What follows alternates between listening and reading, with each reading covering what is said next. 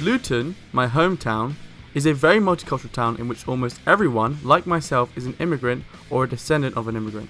Specifically, I'm a second generation Irish person, but on my passport it says I'm British. Throughout this video I will explore what that means for myself and others in Luton.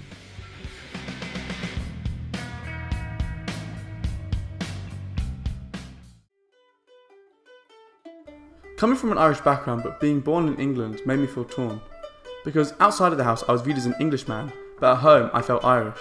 A large reason why I felt torn was because of England's colonial history and what they did to Ireland in the past.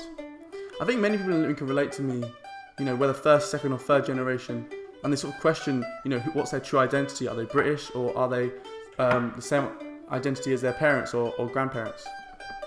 And the ironic thing is that when I'm in Ireland, I feel as if I'm the British person, particularly because of my accent. I mean, there's no visual differences, and I act like someone who's from Britain. But when I'm in England, I don't feel like a British person. I don't feel English at all. I feel like I'm an Irish person. I feel like I hold Irish heritage.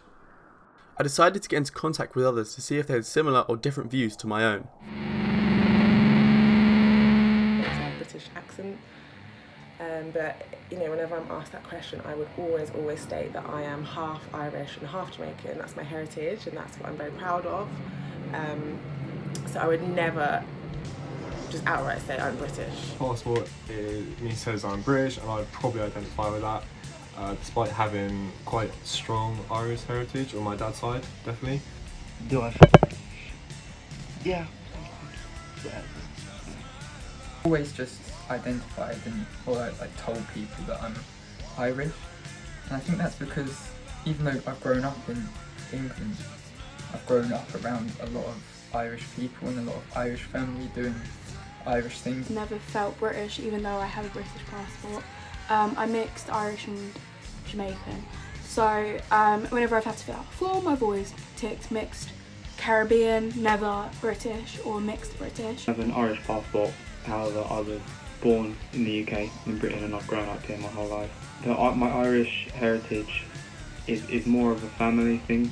I've never been the white British, and I've always been asked, oh, where are you from? And I say England, and they're like, no, like where? Like expecting me to be like, ooh, as if I'm not actually British. By growing up in England, I don't always feel at home here. But then if I went to Ireland, I also wouldn't feel fully at home there. Well, my nationality is British and my ethnicity is Bengali. And I can identify with both because I know the official languages of both, I know the customs of both. And I think that's really important when it comes to identifying with a specific nation. The interviews made me feel more confident surrounding the topic, but I wanted to discuss the topic in further depth. I decided to visit my close friend Mason, as I felt he had a lot to say surrounding the topic. You previously mentioned to me that you felt torn about your ethnicity, not just within the country, but also within your family. Yeah, so when I was younger, my mum was Catholic and my dad was Hindu, and we'd go to church with my mum's family and we'd celebrate Christmas, but we'd also celebrate Diwali. And I never felt like I belonged on either side. Even when I apply to university now, they ask me to fill in my ethnicity, fill in my religion, and I was like, what do I put here? Because I've never felt like I can fit into that one box because I was brought up in both cultures. When you're visiting your country with ancestry, do you ever feel like you don't belong or you're the outsider? Even when I went to India, I was the white person there. Like I went with my uncles and my dad and my cousin, they were all round, like clearly round, but then when I was there, I was the one white guy in all of India. And then, but when I'm here, especially in Luton, being around the people I am, I'm the brown one kind of thing. But they'll never see me as white. They will say, oh, you don't look white, or like, you don't look Indian. They was like, oh, I always knew there was something about you. I always thought, I thought there was something different. Do you still feel torn with your identity now? Yes and no. Like, there's still times where I'm like, oh, having a bit of a crisis, like I don't know who I am, I don't know where I stand in things, but I've kind of grown to just accept that this is me and it's different, but it's not any worse or any better. I'm not any different from anyone else.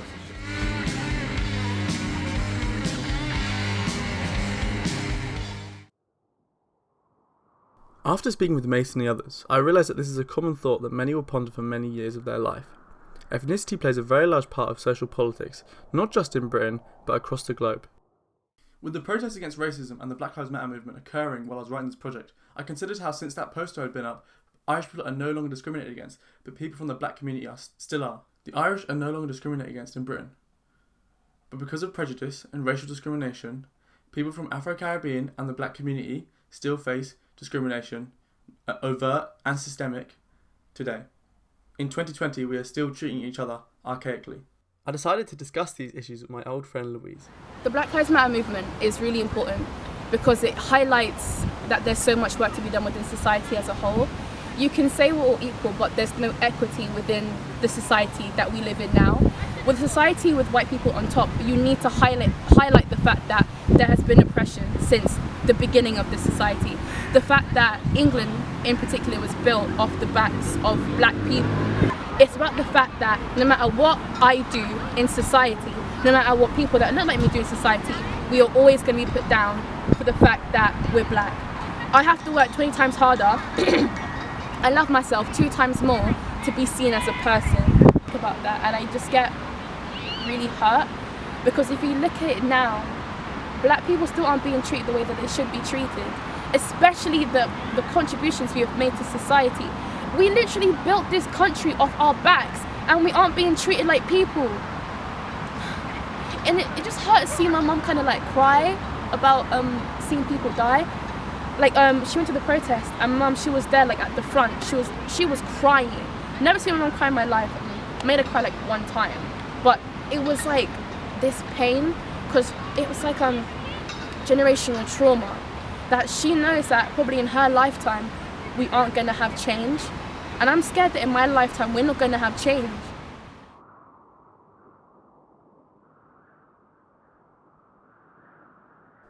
I thought that's important to remember where you're coming from and learn about your history.